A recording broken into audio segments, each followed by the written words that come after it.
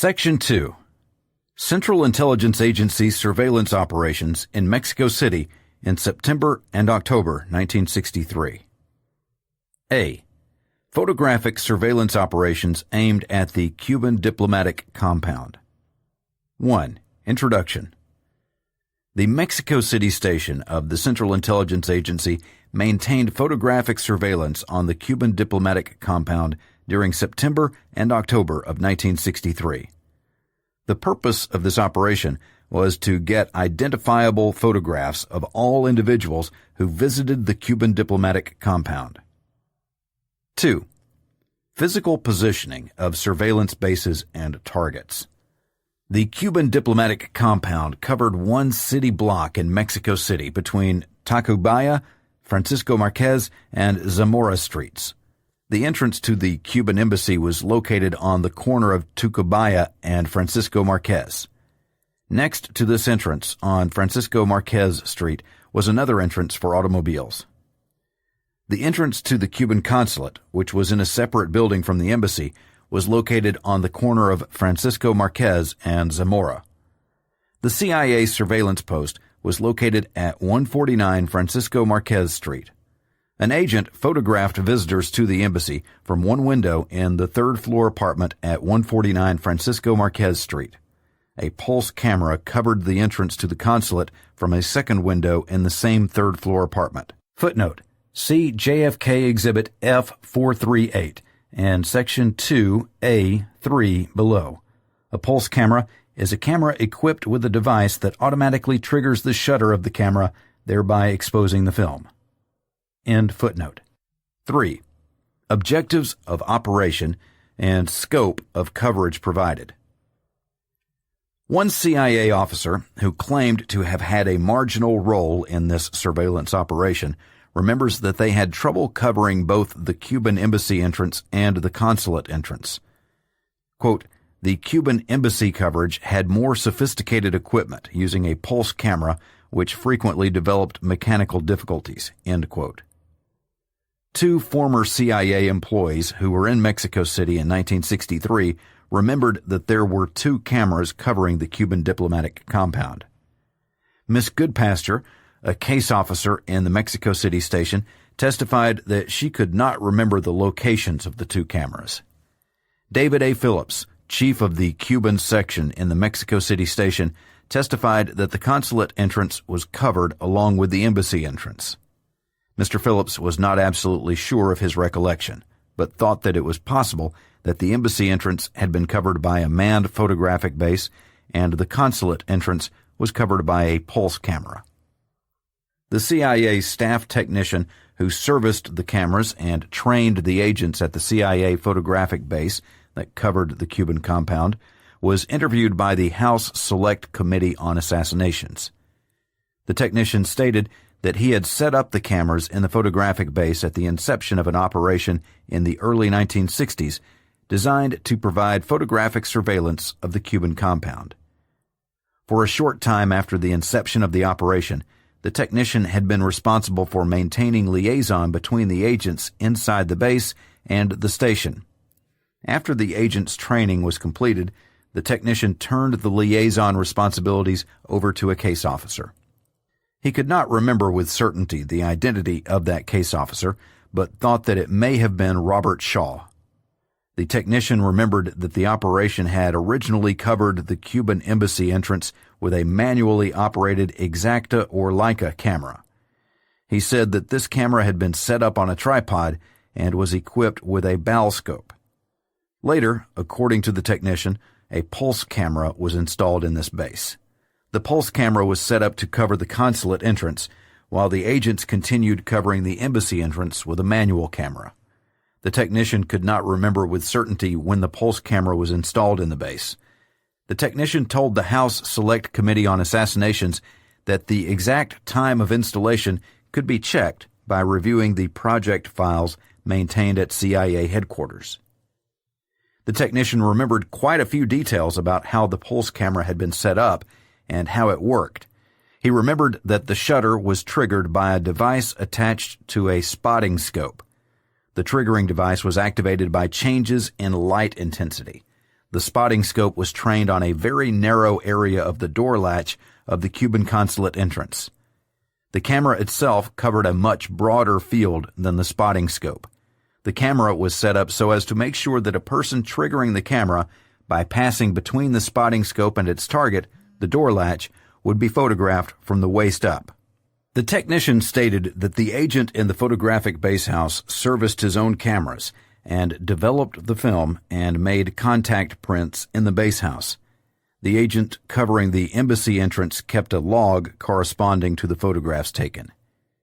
The project files for this operation bear out the technician's recollections. An examination of these files by the House Select Committee on Assassinations revealed several of the technician's monthly reports. An examination of the chronological file of dispatches passing between CIA headquarters and the Mexico City station turned up one additional monthly report that was not located in the project file. A third relevant dispatch was made available to the committee on 20th of November, 1978. The report in the dispatch chronology covers the period of 1st of September to 30th of September, 1963. The dispatch reports that on 23rd September 1963, the agent who ran the Cuban photographic base house called the technician into the base house to discuss the layout of the Cuban consulate. Footnote: there were two common means of communication between the CIA Mexico City station and CIA headquarters: cables and dispatches. A dispatch from Mexico City to headquarters always has the letter prefix HMMA. A dispatch from headquarters to Mexico City always has the letter prefix HMMW. A cable from Mexico City to headquarters always has the letter prefix MEXI. A cable from headquarters always has the letter prefix DIR. End footnote. The entrance to the Cuban consulate had been closed in 1961 due to harassment and stink bombings. A few days prior to the 23rd, the consulate had once again opened its door to the public. Prior to this reopening of the consulate door, the photography agent had limited his coverage to the main embassy gate. He used an Exacta camera with a bow scope with a 30-power eyepiece. The dispatch reported, however, from the position he had to cover the main gate, he could not cover the newly reopened consulate entrance. The base agent told the technician that at that time, approximately 70% of all the visitors to the Cuban compound were using the embassy entrance, and the remainder used the consulate entrance. The technician discussed this problem with the case officer for the project, Robert Shaw. Footnote: there is general agreement that Robert Shaw was the case officer for this operation. The only person who takes exception to that characterization of Mr. Shaw's role in the project is Mr. Shaw. See Phillips' testimony, November 27, 1976, pages 107 through 108. Goodpasture testimony, April 13, 1978, pages 45 through 46. Zambernardi interview, June 3, 1978, page 6. But see Deposition of Robert Shaw, May 16, 1978, page 34. End footnote. Mr. Shaw asked the technician to add additional photographic coverage to the base house so as to cover the consulate door. On 26th of September, the technician tested equipment for use in the base house. The dispatch goes on to say, quote, on the morning of 27th September, Parmuth installed the VLS-2 trigger device at the Lye Road base house and used the 500mm lens issued with this system, one 400mm tellite, one reflex housing to be used with the tellite adapted to fit the Robot Star camera, one Robot Star camera, one solenoid release for mounting and triggering the Robot Star camera, one Kodak K100 adapted for single or burst type exposure, one solenoid release to be used with the K100, one 152mm f4 Cine Ektar lens, and two additional tripods. End quote. The photography agent was instructed to test each camera for 4 days. The report says that the results of these test days will be forwarded to the Technical Services Division at headquarters as soon as they become available.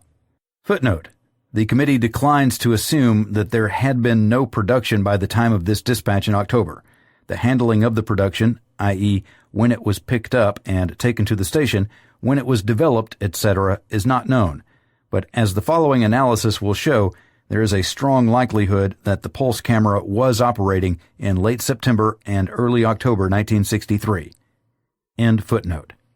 On 7th of November 1963, the Mexico City station filed a report on the functioning of the pulse camera. This dispatch is referenced to HMMA-22307, paragraph 5C. It says that the VLS-2 triggering device had been performing well with little false triggering. The 500mm lens was replaced with a 6-inch lens so as to obtain wider coverage of the consulate door. During the first 2 weeks that the pulse camera was in operation, the VLS-2 triggered the camera any time that anyone entered or left the consulate door. This dual photography used an excessive amount of film, so the base agent adjusted the VLS-2 so that it only photographed people leaving the Cuban compound by the consulate door. The base agent used the K100 camera with the 152mm lens for 1 day and turned in 10 feet of 16mm film. Samples of the photos taken on that day with the camera are enclosed with the dispatch. The Robot Star camera that was placed in the base on September 27 broke down after 4 days of operation and was replaced with a second Robot Star camera. This Robot Star camera broke down after 5 days of operation. At the time of this dispatch in November, a Robot Star camera was in operation. Samples of this camera's photographs were also sent with this dispatch. Hence, between September 27, 1963 and November 7, 1963, at least 3 and possibly 4 cameras were used in the photo base with the VLS-2 automatic triggering device. On the 27th, the photo technician installed 2 cameras, the K100 and the first Robot Star with the VLS-2 triggering device. The K100 was used for 1 day. The first Robot Star worked for 4 days. A second Robot Star worked for 5 days. On 11/7/63, a Robot Star was in operation at the base. It is not clear whether the Robot Star which was working at the time of the November dispatch was a third camera or one of the earlier ones which could have been repaired. In any event, the station asked that a new camera be sent to replace the Robot Star. On June 1964, the CIA Mexico City station sent a cable to headquarters alerting them that they were sending up the negatives from the pulse camera coverage of the Cuban embassy. All available negatives and 5 packages of undeveloped film were sent to headquarters by transmittal manifest number 252572. The cable apologizes for the delay in sending the negatives caused by consolidation and dating. The cable suggests that headquarters retain possession of the negatives and informs headquarters that the negatives will be forwarded to them on a regular basis. A transmittal manifest is unaccountable. That means that the document and the material it transmits is not made part of the record and is therefore unretrievable. The CIA made the photo technician's monthly report for December available to the committee on 16th of November 1978. On the morning of 17th of December 1963, a 35mm sequence camera was installed in the base house with the VLS-2 trigger device. The installation of this sequence camera was probably in response to the request for a replacement camera in HMMA-22433. On 22nd of June 1965, the CIA Mexico City station sent a dispatch to headquarters to familiarize them with the details of the pulse camera operation. Quote, "This dispatch is intended to familiarize headquarters with the details of the pulse camera operation in Mexico City, which was mounted in December 1963 and is targeted against the Cuban embassy and consulate." End quote. The dispatch goes on to report that a technician from headquarters brought a pulse camera to Mexico City in mid-December 1963, installed and tested it, and instructed the technician resident in Mexico City and the base agent in the use and maintenance of the camera. On the basis of HMMA-22307 HMMA-22433, and MEXI 9940, the committee believes that it is probable that the pulse camera was in operation on the days that Lee Harvey Oswald visited the Cuban consulate. This committee requested the photographs produced by the pulse camera by the project's cryptonym on 22nd of June, 1978.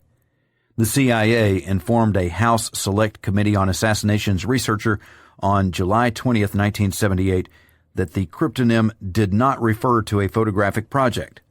A more specific request for the photographs was made on 21st of July, 1978. On 13th of October, 1978, the committee, as a result of a review of materials taken by James Angleton from Win Scott's safe at the time of his death, addressed another letter to the CIA on this matter. The letter said, in part, quote, "First, while admittedly there are contradictions in the agency's written records, these records nevertheless suggest that an impulse camera was in operation when Oswald visited the Cuban embassy. Such a camera would have automatically been triggered to photograph any person entering the embassy. In addition, it has been determined by this committee that Oswald entered and exited from the Cuban and Soviet compounds on at least 5 separate occasions, resulting in a total of 10 opportunities during which Oswald could have been photographed by CIA surveillance cameras. The existence of an agency photograph of Oswald has been further corroborated by CIA personnel both in Mexico City and at agency headquarters who claim to have seen this material. Finally, on October 6, 1978, a manuscript written by the late Win Scott, former chief of station of the CIA's Mexico City station, was reviewed by a staff member of this committee. While the criticism can be offered that Scott's manuscript has not yet been established as a true record, relevant portions of this manuscript do suggest that the contents are accurate and that photographs of Oswald were in fact obtained by the CIA's Mexico City surveillance operations. At page 273 of the manuscript, Scott wrote, "These visits and conversations are not hearsay, for persons watching these embassies photographed Oswald as he entered and left each one, and clocked the time he spent on each visit. The conversations are also known to have taken place, including the one in which he told the Soviet to whom he was talking that he should have received a message from the Soviet embassy in Washington, indicating obviously that a Soviet embassy official in Washington had offered to help Oswald." Scott's comments are a source of deep concern to this committee, for they suggest your agency's possible withholding of photographic materials highly relevant to this investigation. Therefore, the committee reiterates its request of May 2nd, including but not limited to any and all photographs in the CIA's possession of Lee Harvey Oswald resulting from CIA surveillance operations directed against the Soviet and Cuban embassies and consulates in Mexico City. In addition, the committee requests a detailed explanation regarding the withholding of any and all photographs in the CIA's possession of Oswald resulting from CIA surveillance operations directed against the Soviet and Cuban embassies and consulates in Mexico City." End quote. The CIA responded to this letter on 25th of October, 1978. The CIA informed the committee that it was their belief that the pulse camera was not in operation during September of 1963. Quote, "First, there was no pulse camera opposite the entrance to the Cuban consulate until December 1963. In fact, there had been no photographic coverage of the consulate entrance prior to the visit of Lee Harvey Oswald to Mexico City. The consulate entrance had been closed for some time, and after it was reopened, the 27th of September was scheduled as the day for installation of photographic equipment for its coverage. Difficulty was experienced in the installation, and the technicians had to machine a part for the equipment. The technicians probably had to make the part in question. On that date, or at some date not long afterwards, there was test photography of the entrance.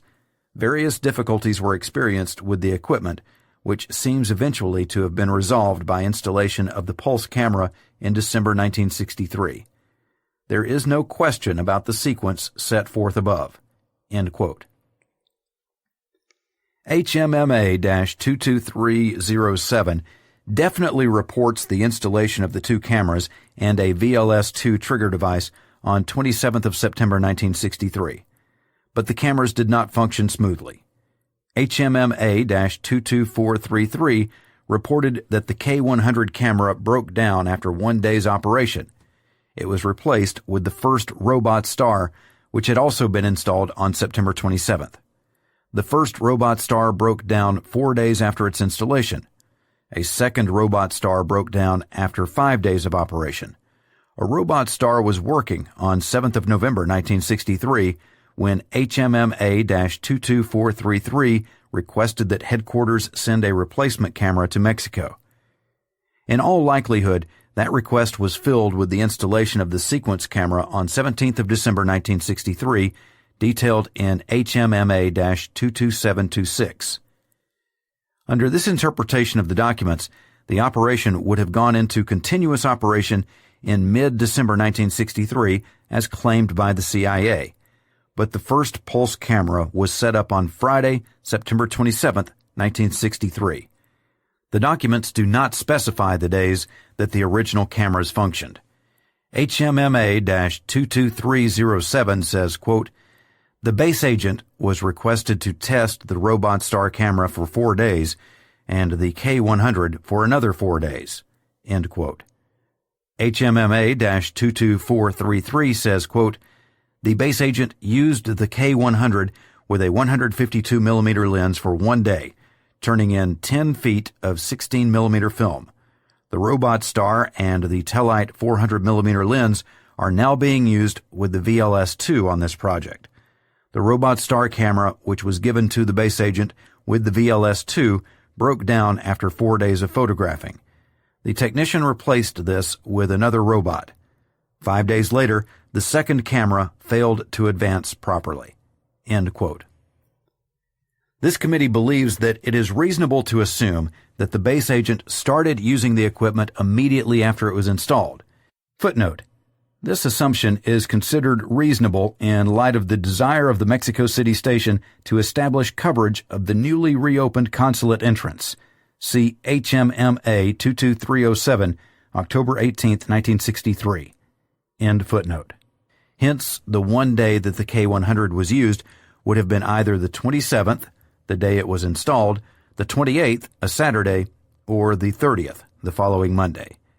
It is also reasonable to assume that the Robot Star was put into action the day of or the day following the breakdown of the K100. This camera worked for 4 days, so the consulate was probably the subject of photographic surveillance from 27th of September to 1st of October, assuming that the 5 days of coverage from the original cameras started on the day of installation and ran continuously except for Sunday, September 30th. The base agent developed the film from the pulse camera and turned it over in negative form to his contact. The film was probably routinely sent to headquarters. The technician who set up the cameras in the base house said that the objective of the operation was to get identifiable photographs of all visitors to the Cuban compound. The goals of the operation were spelled out in the 1966 Project Renewal Request. Quote, "Its original objectives, still current, include furnishing photographic coverage during daylight hours of the embassy and consulate entrances." End quote. Footnote: 1966 La Union Project Renewal Request, January 1, 1966. La Union was the CIA cryptonym for photographic surveillance operations aimed at the Cuban diplomatic compound. End footnote. Even though this was the stated objective, Ann Goodpaster testified that she was not sure but thought that the coverage of the Cuban consulate and embassy would have been continuous only during office hours. This was also the recollection of David Phillips. During September, October, and November of 1963, the Cuban consulate was open to the public from 10 a.m. to 2 p.m. The embassy was open to the public from 9 a.m. to 5 p.m. A blind memo dated November 27, 1964, entitled "Memo Passed to Mr. Papich of FBI with Info on Photo Coverage of Embassies and Info on Kostikov," implies that the coverage of the Cuban embassy was of a continuous nature during daylight hours. This memo also implies that there was a coverage of the Cuban consulate. The technician who serviced this operation in Mexico City remembers that he tried to get full daylight coverage of the compound, but that it was very difficult. He said that the manual coverage was usually good, but that human error had to be taken into account when considering the manual coverage. He pointed out that it was hard for a person to maintain constant attention in such a sedentary job, and hence some visitors would get by the manual operation. The technician also remembered that he had set up the pulse camera to provide constant daylight coverage. By 1965, the pulse camera was only working for 6 hours a day. The House Select Committee on Assassinations has not been able to determine the scope of the pulse camera coverage during September and October 1963 by examination of the production because that production, if it exists, has not been made available for review. The CIA has made the photographic production and logs from the manual coverage of the embassy entrance available for House Select Committee on Assassinations review. All production from the manual camera coverage of the Cuban embassy for the months of September, October, and November was examined. This examination revealed that the coverage of the embassy was fairly consistent between the hours of 9 a.m. and 2 p.m. on weekdays. There was coverage, with a few exceptions, on every weekday. There was no coverage on weekends. During the 3-month period examined by the House Select Committee on Assassinations, only 4 weekdays were not covered by the photographic surveillance operation aimed at the Cuban embassy. There was no evidence in the files of serious technical difficulties or camera problems in the manual operation during these 3 months. 4. Disposition of production from the operation. The photographs from the manual camera were maintained in a chronological file at the CIA station in Mexico City. These photographs were routinely shown to a penetration agent in the Cuban embassy for identification purposes. After this agent left the employment of the Cuban embassy in 1965, the photographs were sent to the JM Wave station in Miami, Florida, for review by Cuban defectors, such as AMMUG-1. The disposition of the pulse camera photographs in general, beyond the fact that as of 1965 and possibly earlier, the production was routinely sent to headquarters, is unknown. The CIA denies that the pulse camera was functioning during the time Oswald was in Mexico. If the committee's belief that the pulse camera was functioning on the days that Oswald visited the Cuban consulate is correct, then the ultimate disposition of the photographs produced on those days remains a mystery. B. Photographic surveillance operations aimed at the Soviet diplomatic compound. 1. Introduction. The Mexico City CIA station maintained photographic surveillance on the Soviet diplomatic compound in Mexico City in 1963. 3 photographic sites, or bases, were used in this operation.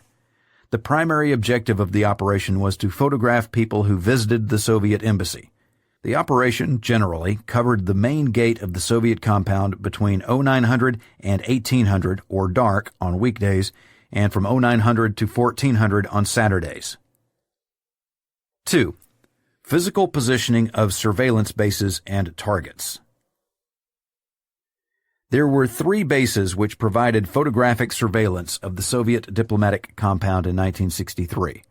One of the bases overlooked the enclosed garden or backyard area of the Soviet embassy. The other 2 bases of primary concern to this committee covered the entrance to the Soviet compound. The primary base, Limited, was directly across the street intersection from the main Soviet embassy gate. The secondary, or backup, L.I. Lyric base was across the street and down a little way from the main embassy gate. Footnote. Even though Limited is referred to as the primary base because it was the first to be put into operation, the L.I. Lyric base produced the best photographs. End footnote. 3. Objectives of operation and scope of coverage provided. The purpose of this operation has also been described as being to obtain photographs of Soviet officials and their families, all foreigners, non-Latins, who visited the embassy, and cars with foreign license plates. One of the main purposes of the photographic bases that covered the embassy gate was to obtain a photograph of every foreigner or non-Latin in contact with the Soviet embassy. This was done in an attempt to identify possible Soviet espionage agents. Quote, "My understanding of that was that it was to be used to identify those people who might be working for the Soviets as espionage agents who were U.S. citizens who went down there driving a car with a U.S. license plate on it, or people we did not know but could identify. The same procedure was also used for trying to identify people other than U.S. citizens." End quote. It is reported that the Mexican nationals who manned the photographic bases and actually took the photographs had an uncanny ability to pick out foreigners. The House Select Committee on Assassinations next attempted to determine the scope of the photographic coverage on the main gate of the Soviet embassy. At a minimum, the embassy was probably covered by the photographic operations during office hours. Quote, "The instructions were to cover the entire workday, office hours. Instructions were to cover office hours, photograph each new Soviet and family, all foreigners, and foreign license plates." End quote. The normal work hours of the Soviet embassy during September and October of 1963 were from 9 a.m. to 6 p.m. There are some indications that the photographic coverage was more extensive than just office hours. Even though the embassy was not open past 6 p.m., visitors could still gain entrance by ringing the gate bell. Quote, "Russian speakers can get in any time." End quote. One CIA officer who was in Mexico City remembers, quote, "that the photo surveillance was constant except for instances where it would be down for security reasons or equipment malfunction." End quote. A blind memorandum dated November 27, 1963, entitled "Memo Passed to Mr. Papich of FBI with info on photo coverage of embassies and info on Kostikov," says in part, quote, "We have photographic coverage during daylight hours on the USSR, Cuban, Czechoslovak, and Polish embassies. Their consulates are located in the embassies, and therefore the coverage of the embassies would include coverage of the consulates. The photographic coverage is of a continuous nature during daylight hours. However, weather conditions and other factors affecting any photographic efforts require that the coverage not be considered as total or complete." End quote. Anne Goodpasture was questioned about the scope of the photographic coverage on the Soviet compound. She said, quote, "I cannot give you the exact time of coverage. I can guess, and my guess is that they were open most of the time when the consulate was opened for business hours. But the person who would have that information, the only person who would know, is the case officer who is handling the project at that time." End quote. Footnote: Goodpasture Testimony, April 13, 1978, page 23. Ms. Goodpasture stated that the case officer handling the project was Thomas Keenan. Goodpasture Testimony, April 13, 1978, page 34.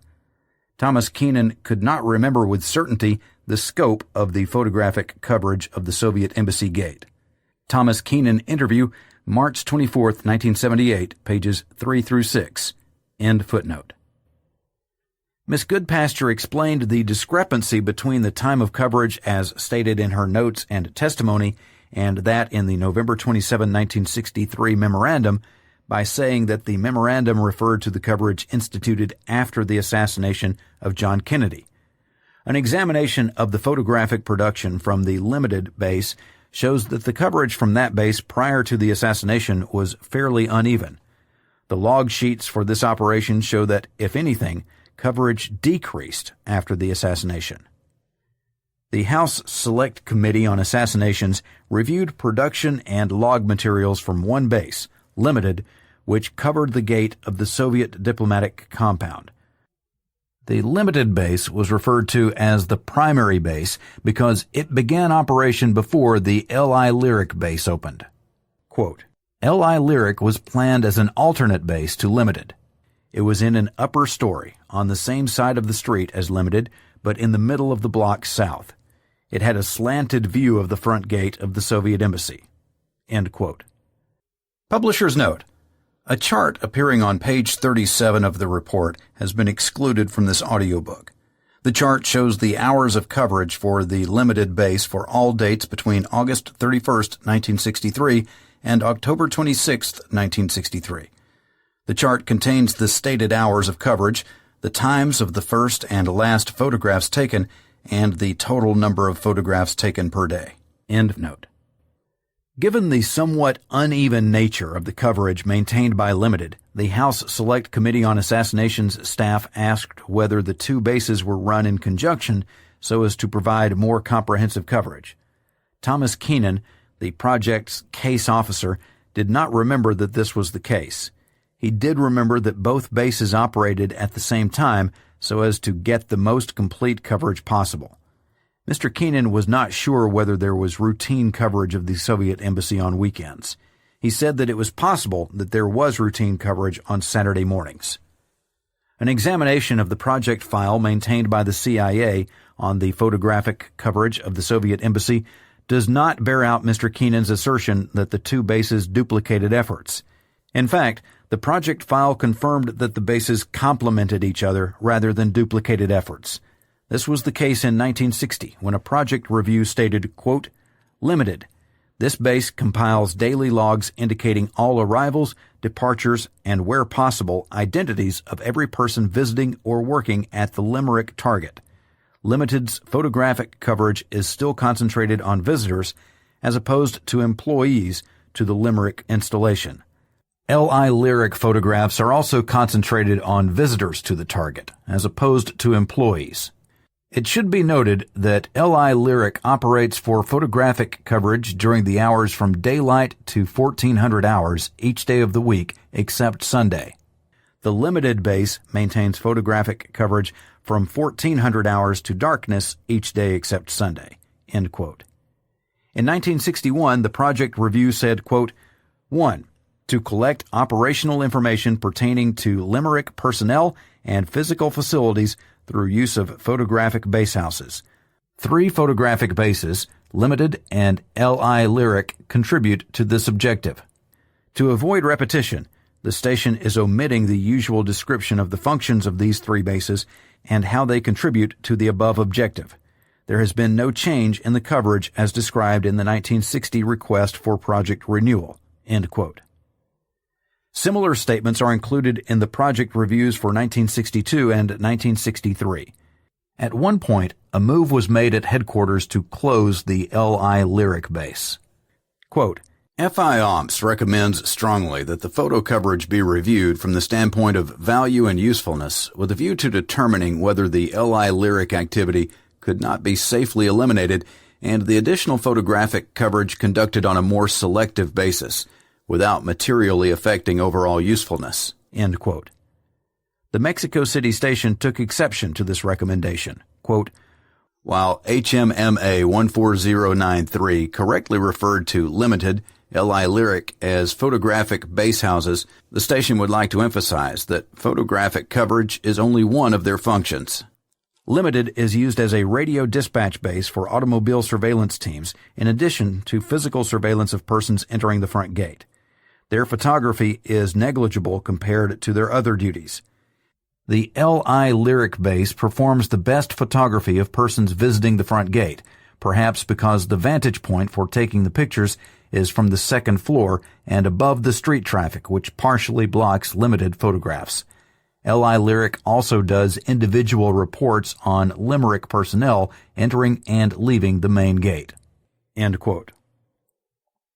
In 1964, the Mexico City station restated the operating procedures of the 2 bases in a dispatch referenced to the above paragraph from HMMA-14793. Quote, the station feels that it would be helpful to summarize at this time information previously reported to headquarters. See paragraph 3, reference B, concerning the photo basehouses under this project, and thereby give headquarters an updated frame of reference in which to view the roles of the various basehouses. The Limited and L.I. Lyric basehouses provide coverage of front of the Limerick installation. Although on the surface it may appear that these 2 basehouses provide duplicate take, this is not the case. It has been the station's experience in running the unilateral Lyempty operation that a 0900 to evening workday, which would be required of a single base house in order to cover the Limerick target effectively, is just too long for any pair of agents to remain effective. This is especially true when it is considered that these base house operators are essentially unsupervised during their workday. It would also be impossible for a single base house to provide the kind of coverage this station needs on the target installation, especially during the peak hours of activity, namely late morning and early afternoon. For these reasons, the LI Lyric base house generally operates from 0900 to 1400 or 1500 weekdays. Limited operates from 1200 to 1800 or dark, as the daily situation dictates, on weekdays, and 0900 to 1400 on Saturdays. These hours are subject to change to fit station needs. Special coverage for Sunday is arranged on a need basis. However, past experience has shown regular coverage of Saturday afternoons and Sundays is not rewarding. This schedule provides for both base houses to be in action during the peak activity hours of the Limerick target. Although even this arrangement is not completely airtight, anything less than this would present unacceptable gaps in the coverage. It must also be considered that without two base houses covering the front of the target installation, any illness, personal problem, or vacation for operators of one base house would terminate station coverage. It is the station's opinion that as long as the Limerick installation is a prime target of the station, it will be necessary to maintain the present three base houses. To eliminate any one of the three would create a gap in the station's coverage that would not be compatible with the emphasis placed on this target." End quote. But the information in the preceding chart does not correlate with the statement of the coverage in HMMA-23343. The above chart on pages 37 and 38 refers to the coverage of the Soviet compound by the base that the review of HMMA-23343 reveals covered the compound from 1200 to 1800 or dark. The chart shows that while 1200 to 1800 coverage is sometimes the case, the base's coverage of the embassy, at least during the months of September and October, on days when the base operated at all, was not always in that time period. This is the base that the dispatch also states covered Saturday morning. Out of the 9 Saturdays covered by the above chart, this base was in operation on only 4 of those days. This committee has not been able to establish or disprove the possible inference that LI Lyric covered those days when there is no coverage from Limited, because the production and logs from the LI Lyric base were not made available for review. That material was requested, but has not been made available. An explanation of why this material is missing was requested on July 25, 1978. The CIA's explanation stated that the photographs and logs, quote, may have been destroyed in a purge of Mexico City station files, and that the folders for the destroyed material were reused to forward more recent photographic material to headquarters for retention, end quote. The folders which once contained the production were located at the National Archives Records Center, but according to the CIA's explanation, the folders contained production material from 1967. Because the CIA has not provided the photographic production and logs from the LI Lyric for examination, no precise determination detailing the effectiveness of the coverage of the Soviet compound can be found. Regardless of the scope and effectiveness of the two bases, a question that may never be resolved due to the conflicting evidence and missing production, the surveillance was considered adequate. Question: how thorough was the coverage? Answer: they covered the categories that we asked them for on a routine basis, which was to identify any people who appeared to be non-Latin and any Soviets. Question: I understand that was the purpose. Given that purpose, how thorough was the coverage? Answer: I think it was accurate. Question: was Win Scott satisfied with the performance of the photo operation at the Soviet embassy? Answer: to the best of my knowledge, he was. Footnote: Good Pasture Testimony, April 13, 1978, pages 41 and 42. HMMA 23343, April 30, 1964, paragraph 2. Win Scott was the chief of station in Mexico City in 1963. He was a demanding and hard boss. Goodpasture testimony, April 13, 1978, page 10. He was also a stickler for detail and for recording information in a retrievable form. Keenan interview, March 24, 1978, page 6. Phillips testimony, April 25, 1978, page 30. End footnote. 4. Procedure and timing involved in processing production from the operation. The CIA photographic bases were manned by at least one agent who took photographs and kept a log sheet of people entering and leaving the embassy and of the photographs that he took. The film remained in the camera until the whole roll was exposed, which often took 2 or 3 days. After the assassination of John Kennedy, this procedure was changed and the film was cleared from the camera on a daily basis.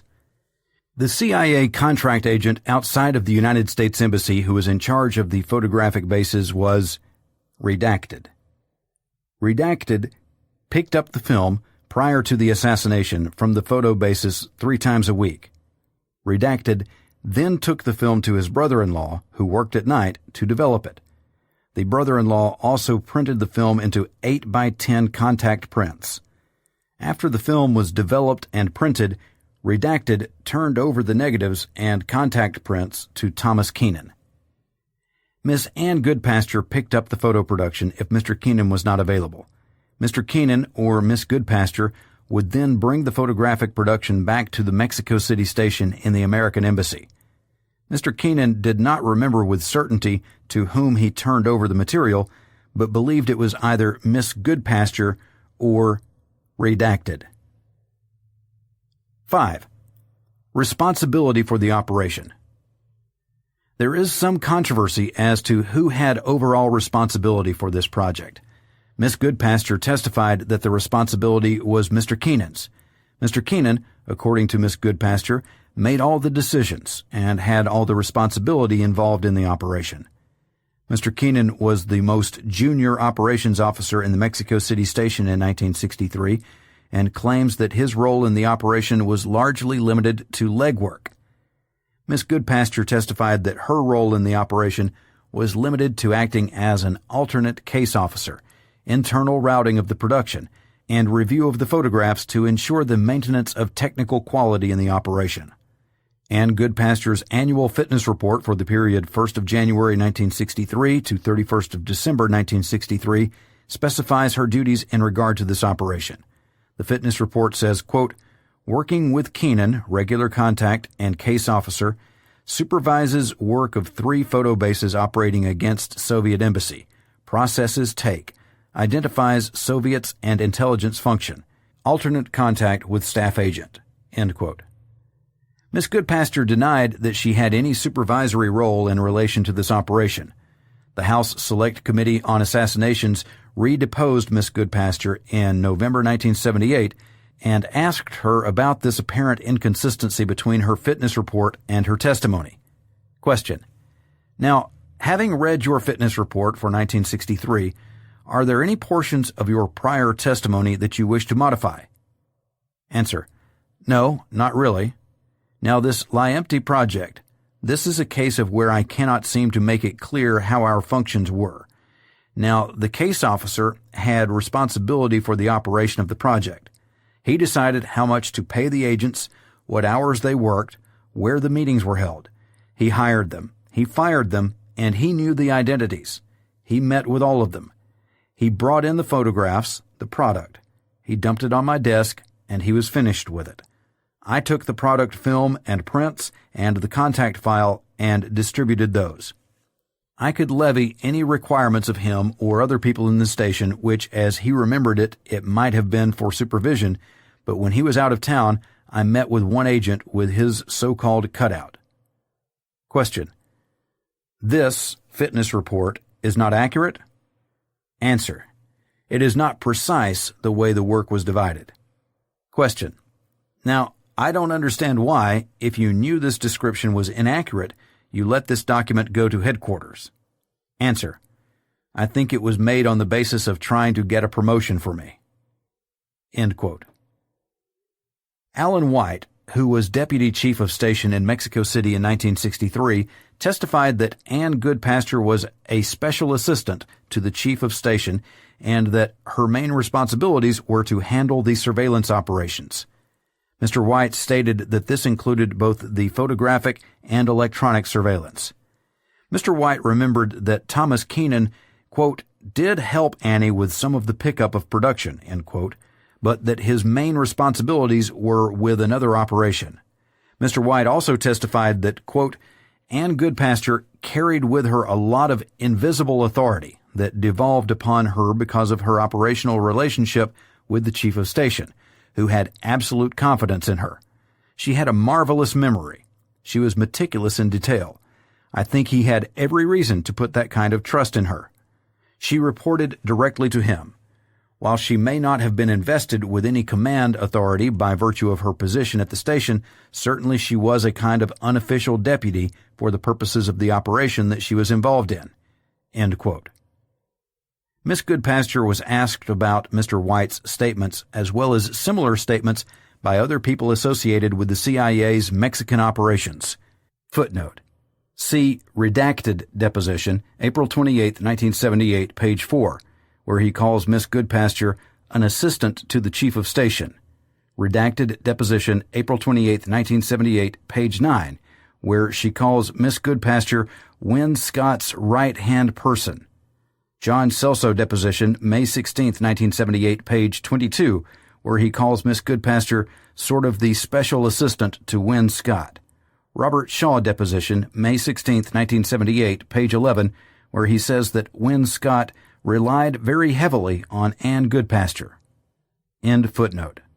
Quote, Miss Goodpasture, well, I made more of those statements as those people saw it in their relationship with Mr. Scott's projects. They are true the way they saw it, but I had no responsibility outside the projects that we worked on. But the projects and the telephone tapping project touched every operation in the Mexico station. I just didn't think I was as important as other people seemed to imply that I was. End quote.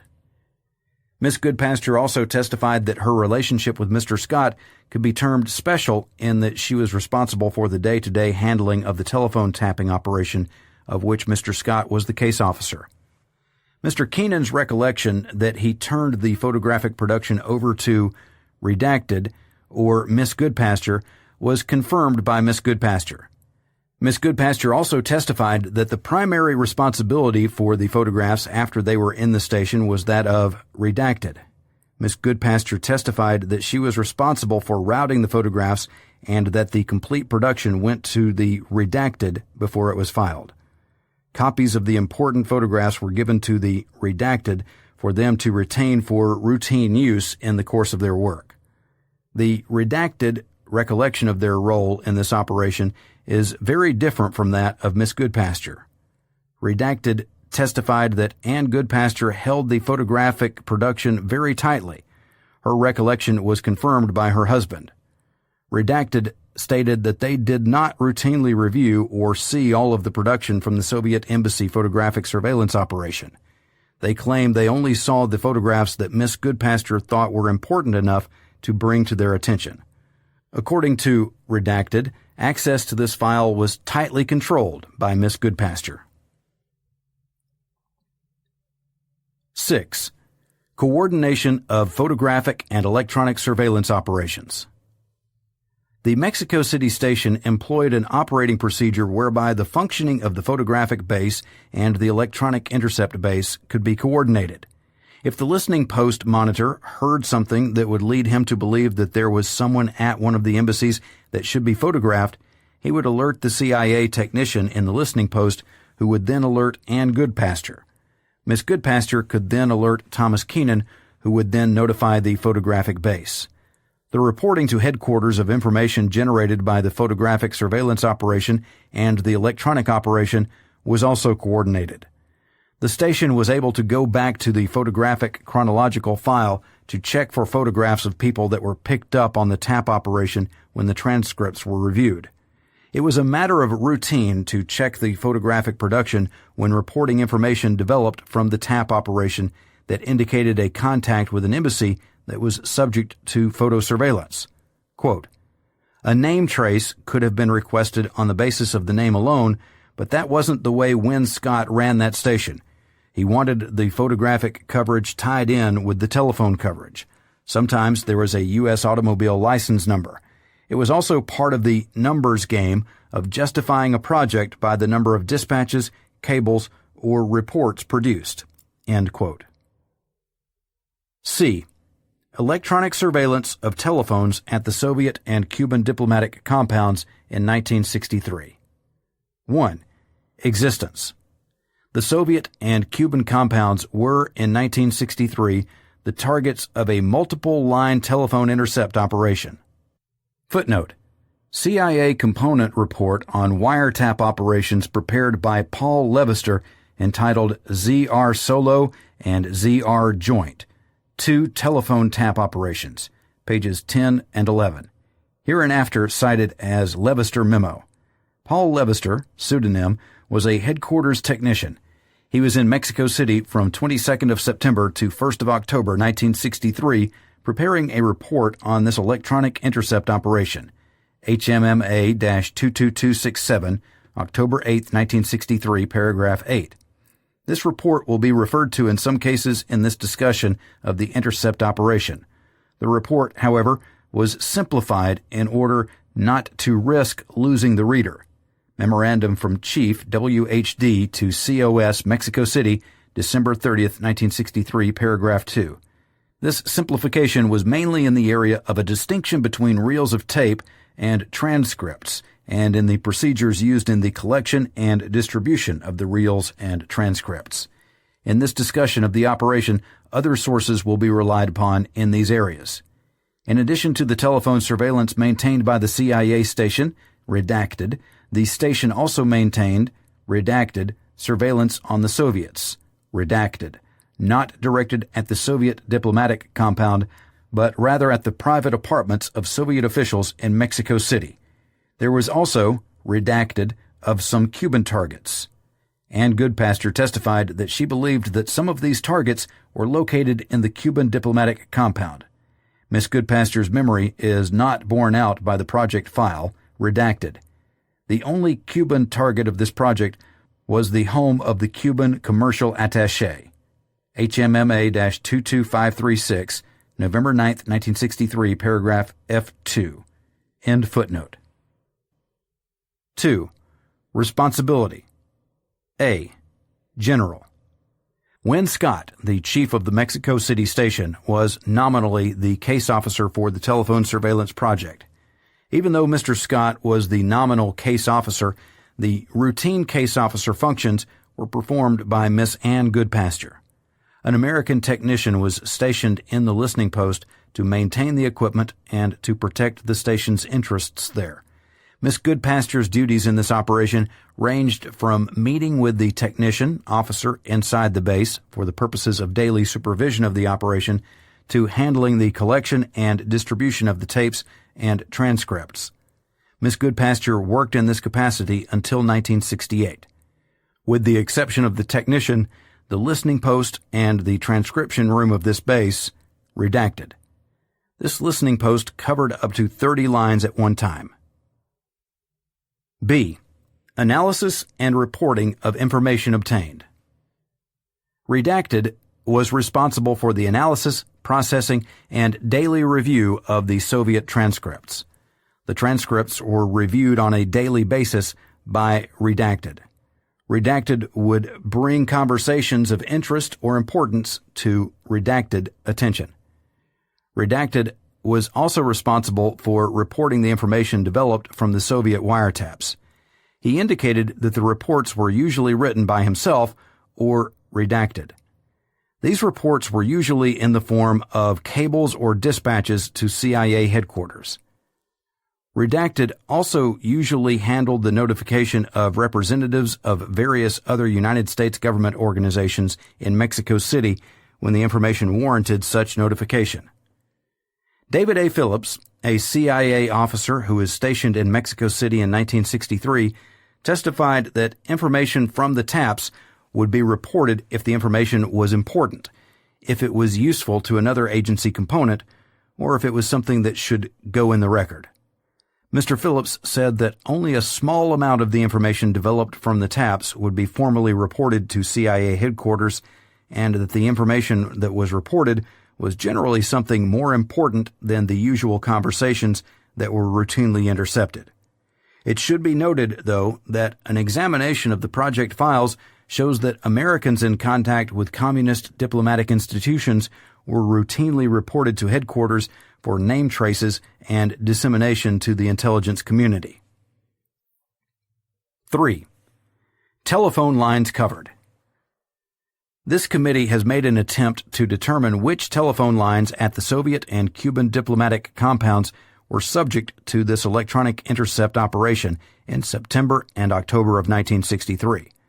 The monthly operation report of this project for the month of September lists the following phones as targets of the operation: 144237, Cuban Embassy; 149214, Cuban Embassy; 250795, Cuban Embassy; 141326, Cuban Embassy; 156055, Soviet Embassy, Chancery; 156155, Soviet Embassy, Chancery; 156987, Soviet Embassy, Military Attaché; 156107, Soviet Embassy, Commercial Office; 151264, Soviet Embassy, Film Representative.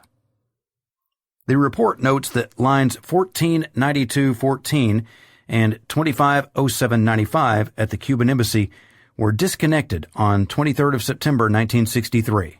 Footnote: in addition to the lines at the Soviet and Cuban compounds, redacted, lines at the Czechoslovakian and Yugoslavian embassies were subjects of taps. HMMA 22267, October 8, 1963, paragraph 2. The two lines disconnected on 23rd of September at the Cuban Embassy were put on lines at the Yugoslavian Embassy on the same day. End footnote. The monthly report for October says that there has not been any change in the lines covered since September. A review of the transcripts produced by this operation revealed that the CIA has transcripts on file from the 2-month period of interest to this committee from 3 Cuban lines: 144237, 141326, and 250914. It is noted that the last telephone line was not listed in the monthly reports. A review of the Soviet transcripts revealed that the 5 lines listed in the monthly reports were tapped on 27, 28, and 30th September. Only 2 of the lines, 156155 and 156055, were covered on Sunday, 29th of September. The House Select Committee on Assassinations has found some indications in testimony given before this committee and CIA documents that more Cuban lines were tapped at that time. This committee has not been able to determine with certainty whether 3 lines, the number of lines on file in the transcripts, 2 lines, the number given by the contemporaneous monthly report, or 5 lines, the number given by some witnesses and documents, were subject to the intercept operation. It should be noted, though, that there were 5 lines tapped in the Cuban compound in 1964. They were 144237, the ambassador's private telephone; 250795, the Chancery; 141326, the Chancery; 250914, the Commercial Office; 112847, the Consulate. One CIA employee who was involved in Cuban operations in Mexico City remembered that there were taps on the telephone of the Cuban consulate. It is possible that the employee, Mr. Phillips, who was stationed in Mexico City from 1961 to 1966, was incorrect, after a 15-year hiatus, in placing this tap in 1963. As the above notes, an examination of the project files fails to support Mr. Phillips' memory, although those files do show that the consulate telephone was tapped in 1964. 4. Production from operation. The intercept listening post operated from approximately 7 a.m. to 11 p.m. every day. 30 recording machines that were impulse activated every time a tapped telephone was used taped the surveilled conversations. In addition, the intercepted conversations were monitored by personnel in the listening post. A. Types. The production from this listening post was broken down into 3 categories for the purposes of handling the tapes and transcripts. Intercepts of interest to the redacted. These included such groups as the Movimiento de Liberación Nacional, individual communists, the redacted. 2. Cuban intercepts, and 3. Soviet and bloc country intercepts. B. Handling procedures. 1. Resume. A summary of the conversations deemed of sufficient interest by the listening post monitors was prepared as they were monitored. These summaries were called resume. The resume were given to Ann Goodpasture by the technician early in the morning the day after they were prepared. Miss Goodpasture had the previous day's resume on Winscott's desk by 9 a.m. on the morning of the day after they were prepared. Winscott marked these resume for action by his case officers before routing them through the station. This committee has requested copies of these resume from the CIA, but they have not been made available for review. The resume covered all 30 lines that were covered by the intercept operations. Only important conversations were included in the resume. The monitors made the decision as to which conversations were important. After the resume were prepared, the tapes from the lines, redacted, were held for approximately 10 days and were then reused. The resume were maintained in a chronological file at the listening post. 2. Cuban tapes. The Cuban tapes, tapes produced by taps on the Cuban telephones, were left on the machines until the reel was used up. When the reels were full, they were removed and transcribed in the listening post. The transcripts would be turned over to Miss Goodpasture at the same time as the resume. Footnote: the resume provided quick summaries, with the full detailed transcripts arriving at the station 1 or 2 days after the resume. End footnote. The tapes produced by the Cuban taps were maintained in the listening post. There was a special rack for those tapes in the technician's workshop, which was situated on the floor above the room in which the listening post was located. This rack had 30 slots in it. The tapes from each day's production went into a separate slot, with the oldest tapes going back into use in the monitor room, i.e., the tapes from the Cuban intercept were held for 30 days prior to reuse. The tapes were not turned over to Miss Goodpasture unless she requested a specific tape. 3. Soviet tapes. A. General handling. The Soviet tapes were removed daily from the machines. The Spanish-language portions of the tapes would then be transcribed in the listening post. The transcripts and tapes from the Soviet lines were then routinely turned over to Ann Goodpasture along with the resume and Cuban transcripts. Miss Goodpasture then turned the tapes over to Robert Zambernardi, who then delivered them to Boris Tarasov for translation and transcription of the Russian-language portion of the tapes. B. Retention and reuse of tapes. There is some question about how long the Soviet tapes were retained before reuse.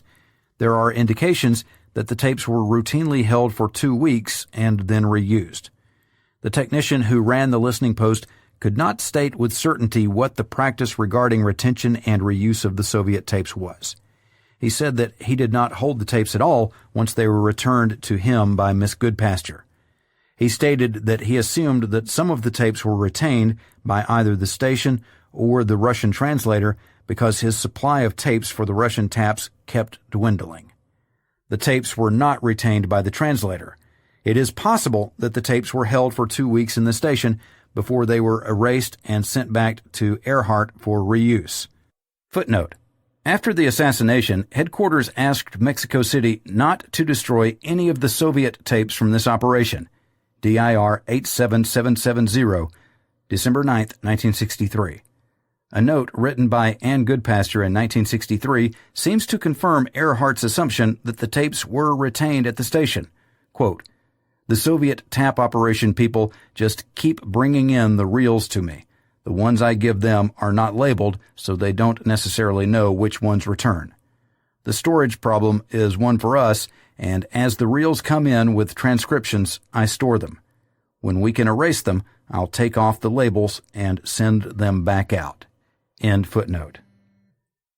Note by Ann Goodpasture, December 10, 1963, attached to DIR 87770, December 9, 1963.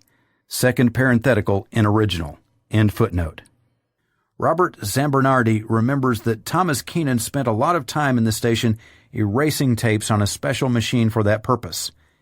One of the main sources for the 2-week period being ascribed to retention of the Soviet tapes is DIR-88680, which says, quote, "Upon receipt, you may resume usual practice of keeping Cuban and Soviet tapes 2 weeks and then erasing." End quote. Footnote: Mr. Earhart was absolutely positive that Cuban tapes were retained for 30 days because he maintained them in the special rack. Earhart interview, June 2, 1970, page 3. Hence, the 2-week usual practice is probably not correct insofar as the Cuban tapes are concerned. End footnote. This committee has not found any evidence that would contradict the above-quoted statement in regard to the Soviet tapes. There was a procedure whereby the tapes could be held for longer than 2 weeks if someone thought that the tape should be preserved, as well as the transcript. The interested officer could make a note on the transcript, or he could notify Ann Goodpasture, orally or by note, that he wanted the tape preserved. There were no written rules or regulations governing this procedure. C. English language conversations. There were some indications that English language conversations were transcribed at the listening post. The Tab F draft says, quote, "Reels which contained Russian or a language other than Spanish or English were taken to another location, other than the listening post, for translation and typing." End quote.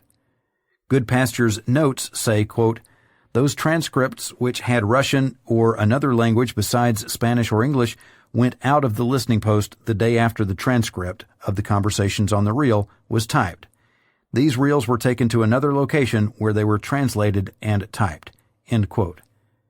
But in her testimony before the House Select Committee on Assassinations in executive session on April 13, 1978, Ms. Goodpasture said, quote, "The transcribers, or the transcription that I picked up, the transcribers were working at the same place with the Spanish text. If the language were other than Spanish, it would have to be taken to another location to be transcribed. The material that was picked up the day after the date on which it occurred was in the Spanish language normally." End quote. It is clear that the reels of tape with conversations in the Russian language were delivered to Mr. Boris Tarasov for translation and transcription. Mr. Tarasov has testified that he was also responsible for the transcription of the English language conversations, although his wife, Anna Tarasov, usually did the actual transcribing. This testimony is confirmed by the testimony of Anna Tarasov.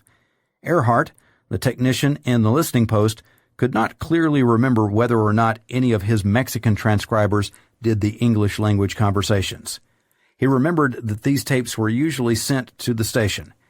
He said that he did remember that monitors would often come to his workshop and ask him to come downstairs to listen to a conversation in English. All of the conversations in the Spanish transcripts are in Spanish. All of the conversations in Spanish were transcribed in Spanish. It is doubtful that the listening post transcribers, who were Mexican nationals, would have translated an English conversation into Spanish and then transcribed it. In light of this, Tarasov's recollection, and Earhart's recollection, it is probable that all the English language conversations were sent to the Tarasovs for transcription. D. Handling by Tarasovs. Along with the reels of tape that contained Russian language conversations, and probably English language conversations, Mr. Tarasov received a copy of the Spanish transcripts. Footnote: A. Tarasov testimony, April 12, 1978, page 8. Boris and Anna Tarasov interview, April 11, 1978, Boris and Anna Tarasoff interview, November 30th, 1976, page 17.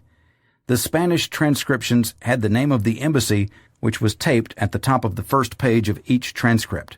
Transcript here means 1 day's coverage on one telephone line. Following the name of the embassy, the number of the phone covered is given. The date and times of coverage follow immediately after the phone number. The real number is also given at the top of the page. Along the left-hand column of the page is the site to the meter number on the tape recorder where the transcribed conversation is located. Generally, the time that the conversation occurred and a notation as to whether it is an incoming or outgoing call appears at the beginning of the transcribed conversations. Classified Staff Summary of Review of CIA Document, March 9, 1978, page 1. Goodpaster Testimony, April 13, 1978, pages 69 and 70. The format of the transcripts from the Cuban embassy was essentially the same as the format of the Spanish-language transcripts from the Soviet embassy. Classified Staff Summary of Review of CIA Documents, May 12, 1978, pages 1 and 2. Classified Staff Summary of Review of CIA Documents, March 9, 1978, pages 1 and 2. Conversations that were in Russian were noted on the Spanish transcript with a number referring to the place on the reel where the conversation occurred. Classified Staff Summary of Review of CIA Documents, March 9, 1978, page 1. CIA Transcript, CIA number 32. End footnote. When the Tarasoffs received the tapes, they transcribed only those conversations that were denoted on the Spanish transcript as being in Russian. Mr. Tarasoff routinely received the tapes the day after they were made. Mr. Tarasoff testified that he would then immediately transcribe the tapes and turn over the completed tapes and transcripts to his contact the next morning. Footnote: Mr. Tarasoff prepared an original and 2 carbon copies of all of his transcriptions. All 3 copies were delivered to the station. B. Tarasoff Testimony, April 12, 1978, page 15.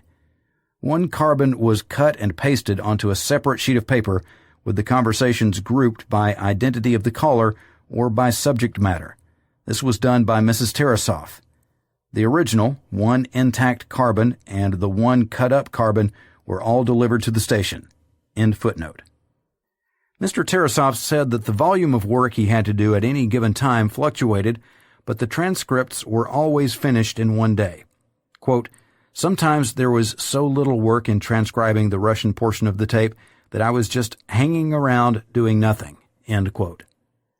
Ann Goodpaster, at one time, put the time lag for completion of the Russian transcription at approximately 1 week.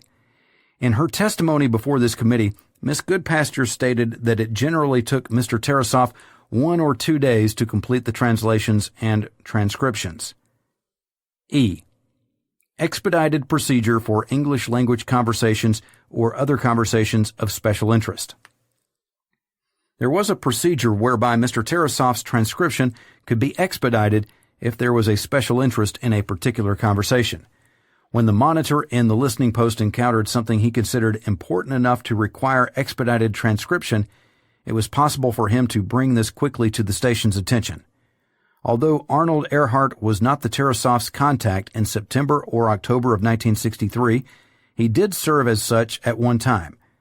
When he was interviewed by the House Select Committee on Assassinations, Mr. Earhart was asked whether there was a process whereby transcription of important conversations in English or Russian could be expedited. He explained that there would not have been such a process for a Russian conversation since the importance of the conversation could not be judged due to the fact that no one in the listening post could understand that language. Earhart did say that there was such a procedure for English language conversations. When one of the Mexican monitors encountered a conversation in English, he would ask Earhart to listen to that conversation.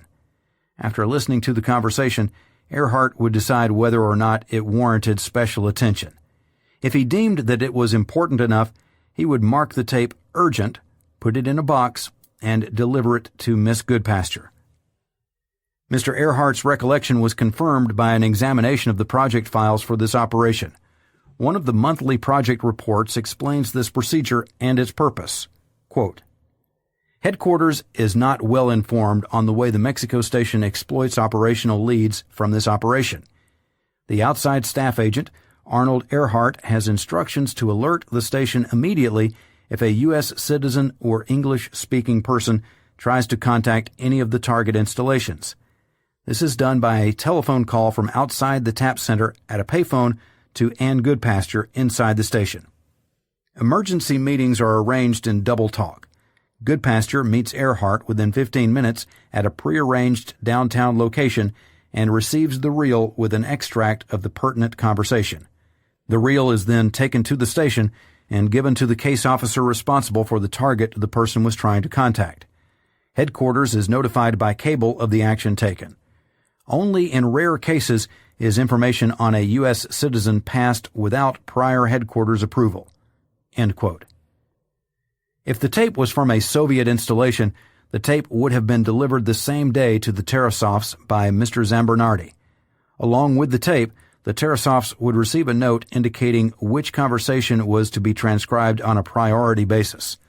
The Tarasovs would then immediately transcribe that conversation and return it to their regular contact that same day. It should be noted that the monthly report says that the Soviet transcripts would be delivered to the case officer responsible for the target installation. In the case of the Soviet target, that case officer would have been redacted. Redacted testified that he had nothing to do with transporting the transcripts to or from the Tarasovs except in rare instances when no one else was available to do the job. Mrs. Tarasov testified that the urgent tapes were delivered and picked up by their regular contact. F. Handling in the station. All of the transcripts were brought into the station to Miss Goodpasture. Miss Goodpasture routed the copies of the transcripts and retained one copy for her own file. One copy of all of the Soviet transcripts was put on redacted desk by Ann Goodpasture the morning they were received. Miss Goodpasture routed the Cuban transcripts to either Robert Shaw or David Phillips. One copy of all the transcripts eventually went into a chronological file. One copy of the Soviet transcripts was cut and pasted onto separate sheets of paper and filed in appropriate subject or personality files. The resuma were also maintained in a chronological file. One copy of the Cuban transcripts was routinely sent to headquarters on a weekly basis. G. Format of transcripts. The format of the transcripts that Mr. Tarasov produced was much the same as those of the Spanish-language transcripts described above. Mr. Tarasov's transcripts were from Russian into English. Many of Mr. Tarasov's transcriptions bear the notation "previously transcribed" after the meter number referring to the real footage location of a conversation. Mr. Tarasov indicated that this notation meant that the conversation had already been transcribed from a tap on another embassy phone. Quote, "Previously transcribed" means, for instance, I went to the embassy first and the embassy number was 605055. Now this number 501264 belonged to the films office. So consequently, if that particular call went out of the main building to the films office and it had been transcribed before, that is exactly what I would do, put down "previously transcribed," so there is no question of doing it twice. End quote. C. Voice comparisons. In addition to his translation and transcription duties, Mr. Tarasov, as a matter of routine, attempted to identify the voices of the participants in a conversation. This eventually led to Mr. Tarasov's collecting voice samples from tapes of Russian officials whose voices he had identified. Mr. Tarasov also made comments about the personality and dispositions of the participants in conversations that he transcribed. Generally, these comments, or personality assessments, were made on separate pieces of paper and not on the transcripts themselves.